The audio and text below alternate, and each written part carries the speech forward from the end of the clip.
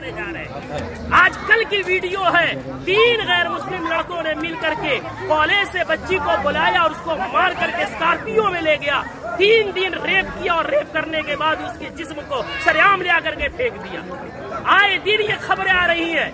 मैं पूछना चाहता हूँ, इसके पीछे के जिम्मेदार मुआशरे के हमारे और आप जैसे बेगैरत लोग नहीं है जो शादियों में, नाच गानों में, पैसों में आग लगा रहे और आग लगा करके शादियों को इतना मुश्किल बना दिया कि वक्त में शादियां नहीं हो रही है, जिसकी वजह से हमारी बेटियां, जज्बात उनमें भी है, जज्बात की रो में बह करके एजुकेशन वाली बच्चियां गैरों के गोद में खेल नहीं रही है, बल्कि टिश्यू पेपर बना करके उन्हें इस्तेमाल करके गली कूचों में फेंक नहीं दिया जा रहा है, बल्कि उनके चेहरे उड़ाए जा रहे हैं। इतने अदब व एहतराम के साथ बार बार इसरार करने के बाद झुक करके, बाप कह करके, भाई कह करके, ईमान का हवाला देकर, इस्लाम का हवाला देकर, पूरी सोसाइटी के अदब पैमान का हवाला देकर के कहा गया, लेकिन फिर क्यों नहीं माने?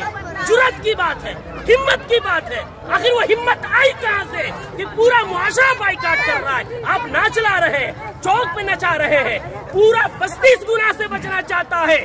खुदा का खौफ खाए हम लोग, कल क़यामत में क्या मुंह दिखाएंगे? पूरे गांव में नचाते हुए लेकर आते हैं, मस्जिद के सामने से लेकर आते हैं, पूरे गांव में। ये क्या है? इसको जिद नहीं कहते हैं तो और क्या कहते हैं? इसको हठधर्मी नहीं कहते हैं तो क्या कहते हैं?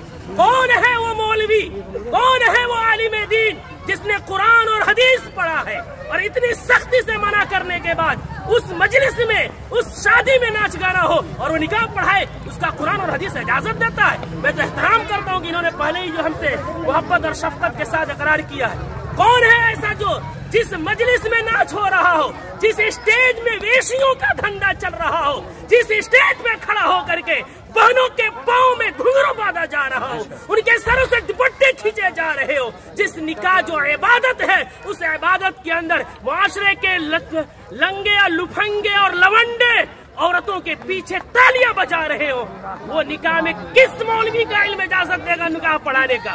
कौन सी कुरान इजाजत देगी? कौन सी हदीस इजाजत देगी? यहाँ सब कलिमा पढ़ने वाले हैं। हम मरेंगे, रब के सामने हाजिर होंगे। दुनिया की बात छोड़े, हमें ये खौफ क्यों नहीं आता कि निकाह एक इबादत है, नमाज भी इबादत है। नमाज में अगर कोई गाना बजाए, नमाज का मजाक है। निकाह में कोई गाना बजाए, वो निकाह का मजाक नहीं तो क्या है? जो मौलवी कुरान की आयत पढ़ेंगे उनका मजाक नहीं तो क्या है?